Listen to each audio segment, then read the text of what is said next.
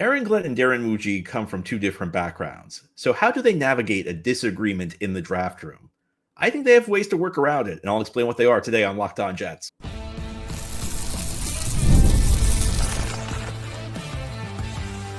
You are Locked On Jets, your daily New York Jets podcast. Part of the Locked On Podcast Network, your team every day. Welcome. This is the Locked On Jets podcast, part of the Locked On Podcast Network, your team every day. It's Wednesday, April 9th, 2025, and I'm your host, John B. from GangGreenNation.com. Thank you so much for making the show your first listener, first watch every day. Big shout out to you everydayers. This is a daily podcast covering the New York Jets with new episodes through the week, each day, Monday through Friday. Today, we're going to have our weekly mailbag show. Each Wednesday, we try to do a mailbag with listener questions. Let's jump right in. Our first question is from Jimmy, who writes, John, I've been trying to look at the Detroit and Denver approaches to recent drafts to get a feel for what to expect the Jets to do this year. Detroit drafted a tackle in Dan Campbell's first draft. Darren Mougey was instrumental in scouting and ultimately deciding to draft Bo Nix last year, all the while not letting it be known exactly how much they liked him. The importance of tackle cannot be understated, but hedging against Justin Fields not panning out holds some merit if their Bo Nix is available. Would you expect the approach to be more likely Detroit or Denver? So good question by Jimmy, because as Jimmy mentions, Glenn comes from Detroit, Mougey comes from Denver. And these two teams have kind of approached the draft differently through the years, particularly at the quarterback position. Jimmy, the first thing I would say is I would not necessarily assume that Glenn is coming in and wants to do everything the exact same way Detroit did. And I don't think Mougey is going to come in and try and do everything the exact same way Denver did. At the end of the day, you have to remember that while they were there, and while I'm sure they I'm sure they agreed with some of the things their team was doing, they probably disagreed with some of the things that their team was doing also. I'm sure there were aspects of what the way the Lions built their team that Glenn maybe wasn't on board with. I'm sure Denver, Mougey was not the guy making the final call in Denver, although, he may have been instrumental behind scouting Bo Nix. So I'm sure there are things that the Broncos did that Mougey disagreed with. And whenever you're talking about like one draft class, it's always dangerous to read too much into it, because if the board had shaken out a different way for Detroit in 2021, maybe they would have made a different pick. If Bo Nix wasn't available last year, if Bo Nix had gone before Denver picked, they may not have drafted a quarterback. So a couple caveats there. I would lean, though, since you asked, I would lean in the direction of the Jets probably not drafting a quarterback. And that's based on just some of the stuff Glenn has said. One of the things Glenn was really focused on when he was discussing the Aaron Rodgers saga was he did not want one player to be above the rest of the team. And, for whatever argument there was for bringing back Rodgers, I think it was difficult to argue that Rodgers would not have been a guy who was above the rest of the team, because Rodgers was above the rest of the team both of his seasons with the Jets. I mean, I thought that was one of the big reasons you couldn't bring Rodgers back. That it's difficult to ask Rodgers, after being the face of the franchise for 2 years, to just go back to being one of the guys. I do think at some point the Jets will draft a quarterback under Aaron Glenn, and I think that that guy will take on a leadership role. But my guess is because Glenn's in year one, he's kind of trying to establish his own thing here. If you draft a quarterback high in the first round, that guy becomes the face of your franchise. I'm not sure that's where Glenn wants to go this year. That's not to say he'll never draft a quarterback, but that's my guess would be it would be something more like Detroit, and try and build your team and establish the fundamentals.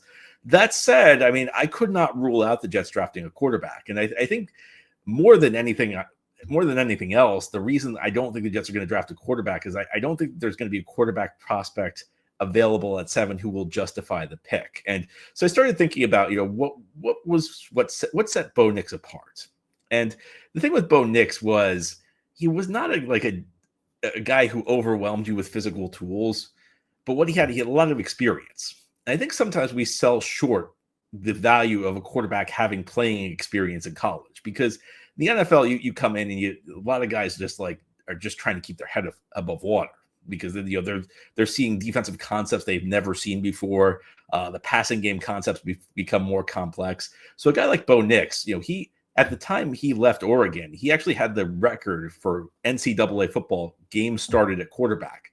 So he came in with a better depth of knowledge of how to play the position than practically any other quarterback who's ever entered the league. So if there was a guy that was kind of like Bo Nix, maybe not overwhelming you with the physical tools, but lots of starting experience, I think it would be Shedeur Sanders, who transferred from Jackson State to Colorado because that's where his father started at Jackson State, then moved to Colorado, and Shedeur Sanders moved with him. Despite Deion Sanders being maybe one of the fastest players to ever set foot on an NFL field, Shedeur Sanders doesn't blow you away with his physical attributes. I mean, he's mobile. I think he'll be mobile enough in the NFL. He's not a guy with blazing speed that you're going to call a lot of his designed runs for. His arm strength is fine, but it's nothing that really makes your eyes pop out when you watch him play. But he does have experience, and I go up and down. I go back and forth on Shedeur Sanders. I do think he might be the exception, though. I think that if he's available, then you can take everything I just said and throw it out. When I said that stuff about what I think Aaron Glenn's going to do, that's under the assumption Shedeur Sanders is not going to be there. My guess, and this is just a guess, I'm not saying I have any insider information on this. My guess would be that Shedeur Sanders could be the exception because he's got that starting experience. And so if he somehow fell to 7, I think there would be a possibility there. Next question, John. What if you could change one thing about the Jets offseason, what would it be? That's a really good question. You know where I'm going to go with here? I'm going to go with the corner position. And I'm not saying the Jets had to sign a big-time corner, but obviously cornerback is a very important spot in Aaron Glenn's defense, even the number 2 corner job. And here's what I'll say, is that if you were going to give a number 2 corner a big contract, I would have tried to bring back DJ Reed. Now, caveat is there was a lot of buzz at the end of last season that DJ Reed was telling people, I can't wait to get out of here. But I would have made a run at trying to keep him because, he was so good during his 3-year tenure with the Jets. And I do have some concerns about Reed. He's an undersized guy who relies a lot on his explosiveness athletically. And, as you approach 30, that tends to go. One of the things I always try and figure out when it is, how much do you rely on athleticism? Because when you get into your late 20s, early 30s, that goes. How much do you rely on technique? Technique's always there for you. And of course, most players in the NFL, I mean, not most, all players in the NFL who succeed rely on a combination of the two. Even if you're using technique, you have to hit a physical threshold to play in the NFL. You have to hit there's a certain athletic threshold you have to hit, even if you use good technique. I mean, I could have the best technique in the world. That doesn't mean I can play in the NFL.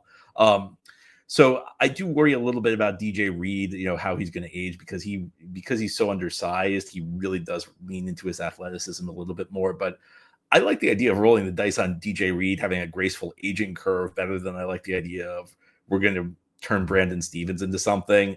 Brandon Stevens is a guy I would have signed if he cost maybe a third of what he cost. And this is not to say Brandon Stevens is going to fail. One of my go-to lines this offseason has been Brandon Stevens is very much, I think, a referendum on a front office and coaching staff.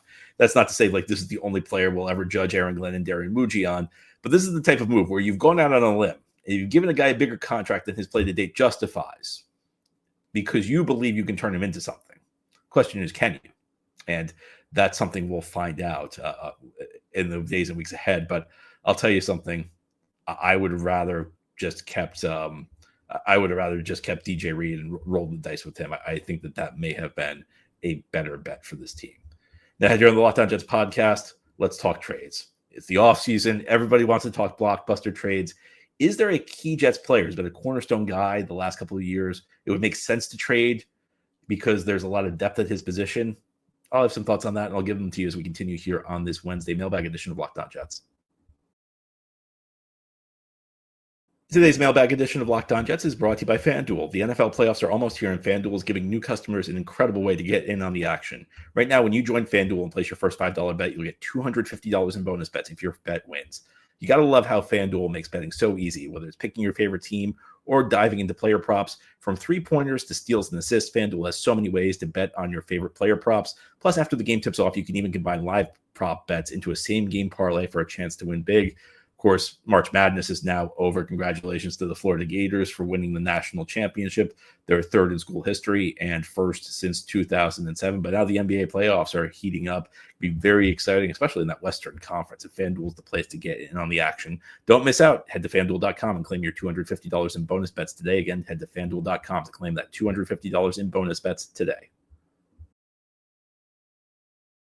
Thank you so much for making Locked On Jets your first listener, first watch every day. Big shout out to you everydayers. This is a daily podcast covering the New York Jets with new episodes each day through the week, Monday through Friday. Let's continue now with our weekly mailbag. Next question comes from Taylor, who writes, "Hey, John, I hear your criticism at the idea of taking Ashton Jeanty at 7. However, do you believe the Jets should consider trading Breece Hall? By all accounts, this is a deep running back draft, and the Jets could use the extra picks as we continue to move on from the mess of the Rodgers era. What are your thoughts?" So Taylor's referencing a show I did earlier this week. It was about a theoretical idea that maybe the Jets could draft Ashton Jeanty at 7 and trade Breece Hall. And I'm not a big fan of the idea of drafting Ashton Jeanty at 7. I'm a fan of Ashton Jeanty. Just I think 7 is too high for a running back for a number of reasons. I think that there's high risk and the reward, the levels of reward just aren't there. And you can go back to Monday's episode to get more detailed thoughts on that. But Taylor wants to know, should the Jets look to trade Breece Hall? That would not be my first move. What's interesting about Breece Hall is that, I do hear Jets fans kind of go with the idea that maybe they should look to trade him. And part of it's that Breece has been, Breece hasn't quite hit the levels we were hoping he'd hit when the Jets drafted him. He's a good back, but he's not a great back, or at least he hasn't been a great back to this point. And the thing is, I don't think the Jets would get all that much in return for him because he's in the last year of his rookie contract. His production's been good, but not, it hasn't been special, especially last year. I think last year was kind of a disappointing year. I think Breece is like the classic guy who's worth more to you than he would bring back in a trade. I mean, my guess is that because of the things I mentioned, because he's in the last year of his contract, because, he's been good but not great, because he plays a position that's not a high value position, I'm guessing the Jets would just get a late round pick back for him. And what he provides is probably worth more than a late round pick. And I'll be optimistic about Breece and say, there is a path where he could end up producing at a higher level. I don't think the book is completely shut on the idea that Breece Hall can up his game to this point, up his game from what we've seen at this point. But here's the other aspect of this. Taylor mentioned it's considered to be a pretty deep running back class in the draft. Well, if I'm another team, wouldn't I just use a pick instead of trading a pick to the Jets for Breece Hall? Wouldn't I just use a pick to draft somebody in this deep running back class? Because then you get that guy for 4 years. And running back's the spot where you have a shot at getting a quality player even in the middle parts of the draft. There are certain positions where it's very difficult to get a guy once you get past the first 2 or 3 rounds. Running back, you have a fighting chance even in day 3 of the draft to find somebody good. So I would lean away from trading Breece because I just don't think he's going to bring it. I don't think he's going to bring a lot back. I would be cautious about his next contract, but I would try and bring him back at a decent price. I'd try and re-sign him at a decent price, extend his contract, and maybe you get more out of him going forward. I think that might be the way I would do it. I'm not saying I would not put Garrett Wilson on the trade block. I would not put Sauce Gardner on the trade block. But if you put them on the trade block, either of those guys, they'd bring back huge returns. We'd be talking at least a first round pick and probably more. Breece Hall is not going to bring that amount back. So I would lean towards not trading Breece. Even if you don't get anywhere on a contract extension, let's say he has a huge year. You still have the franchise tag at your disposal, and the franchise tag at running back is not as prohibitive as it is at other positions. I don't think Breece has that much mileage on the odometer either that I'd have a ton of hesitation at bringing him back. So that would not be my move. I would not. I don't think I would look to trade Breece Hall. Next question, John. With the NFL draft coming up, what was your worst piece of Jets draft analysis through the years? Well, thanks for asking that question. I love going through my humiliations when we talk about the draft. The worst one, like I've had a lot of bad ones through the years, but none was worse. And this is way pre Locked On Jets era. It was pre Gangrene Nation era. 2006, when the Jets were on the clock, Matt Leinart out of USC was available. And I thought Matt Leinart was going to be a really good quarterback. I mean, he was a dominant player at USC. He won the Heisman Trophy, won 2 national championships, was about a play away from winning a 3rd national championship at USC. Played in a pro-style offense, which at the time was a pretty big deal. Jets needed a quarterback at the time because Chad Pennington was still on the roster, but he was coming off back-to-back seasons where he suffered devastating shoulder injuries. So there's really, really a big question of what Pennington could continue to contribute. I thought Leinart was there. I thought he was the obvious pick. And the Jets picked a guy named Breakout Ferguson, who, if you didn't follow his career, he was an excellent player for the Jets, a 10-year starter at tackle, went to the Pro Bowl a couple of times, was never a weakness. He locked down a critical position, left tackle, for a decade. And it is in his entire career, he literally only missed 1 snap.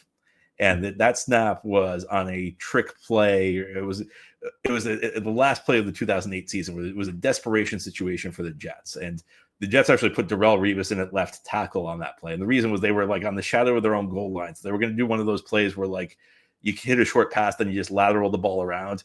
I thought it was actually kind of clever by Eric Mangini because, when do those plays where you lateral the ball around really start to stall out? It's when one of the offensive linemen who's not used to getting the ball and is not very explosive in the open field gets it, and he doesn't know what to do with the ball after he gets the lateral. So I actually thought it was kind of smart to like put a guy who's an athlete out there to catch the lateral, because your blocking is not going to be that important on the play.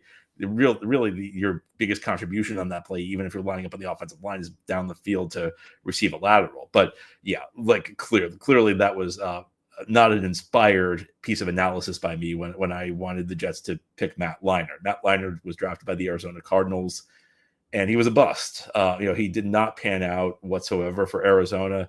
He lost his starting job to Kurt Warner, and Warner was kind of viewed as like washed up at the time. Warner won the Super Bowl with the Rams. They went to another Super Bowl, won multiple MVPs. Like the classic underdog story. Guy played in the Arena Football League. A guy who was working at a grocery store, becomes the NFL MVP, and wins Super Bowls with the Rams. But he reached a point with the Rams where he really declined. And then he went to the Giants for a year, and he was kind of like the stopgap starter the year they drafted Eli Manning. And he started about half that season before Eli took over. So it seemed like Warner was at the end of his career. And then he went to Arizona, and they had drafted Matt Leinart. And Warner just kind of like turned his career around and took the Cardinals to the Super Bowl again. He beat Leinart out for the starting job and took the Cardinals to the Super Bowl.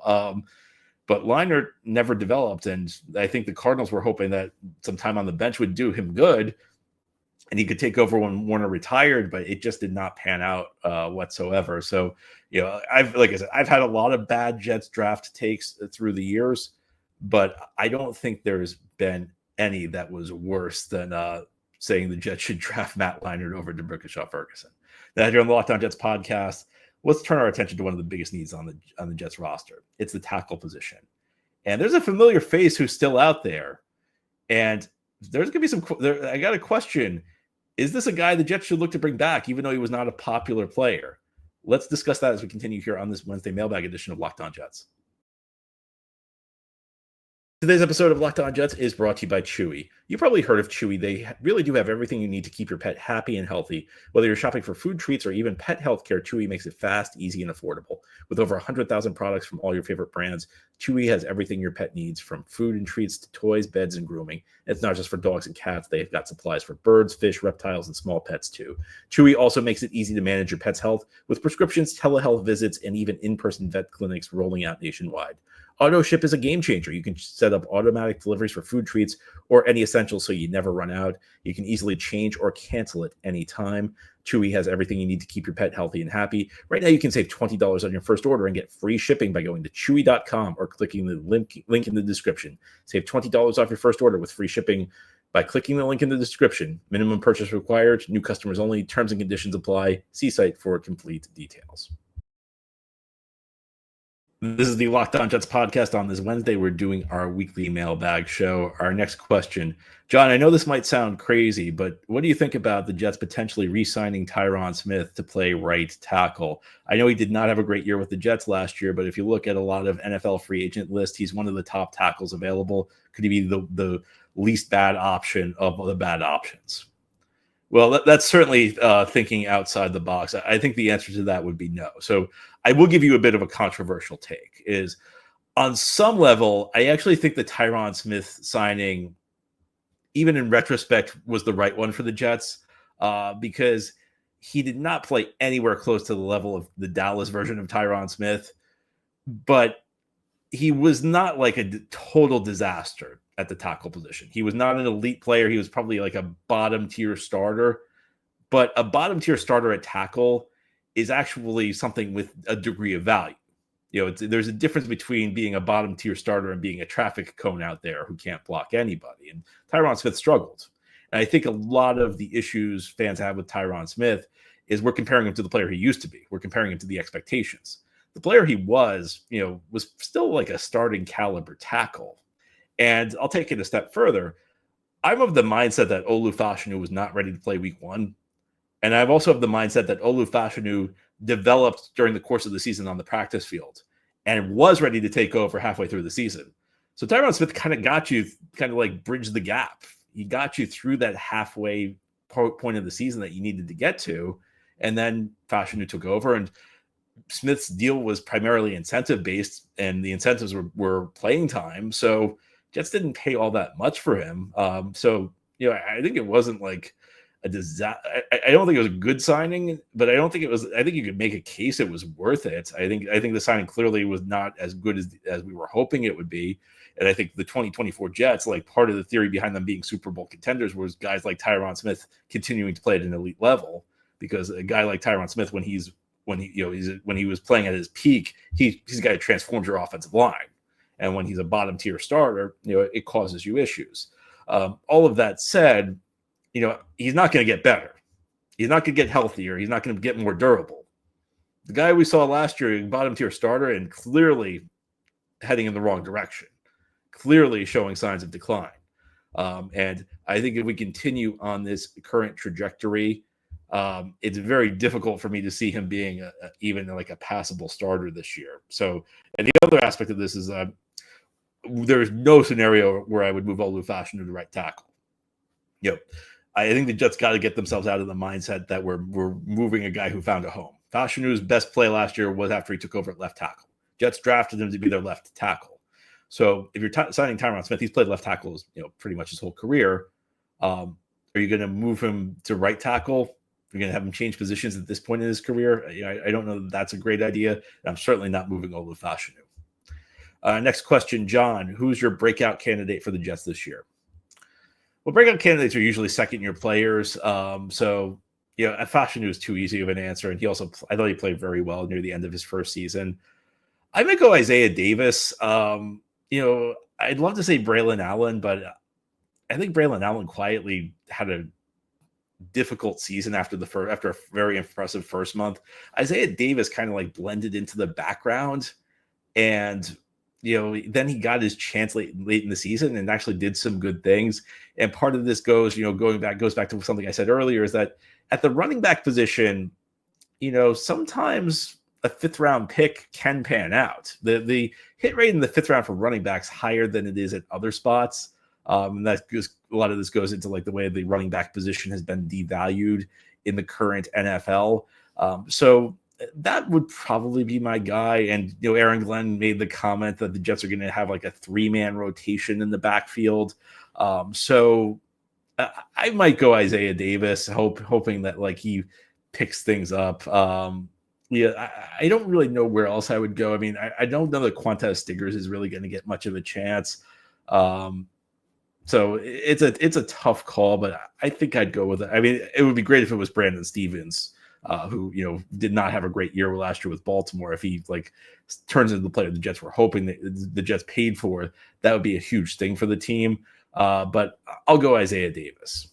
And our last question, John, which couple was the most toxic? Jim and Pam, Michael and Jan, or Ryan and Kelly? I can't go Jim and Pam. This is, if you're not familiar, this question is about The Office, the comedy show.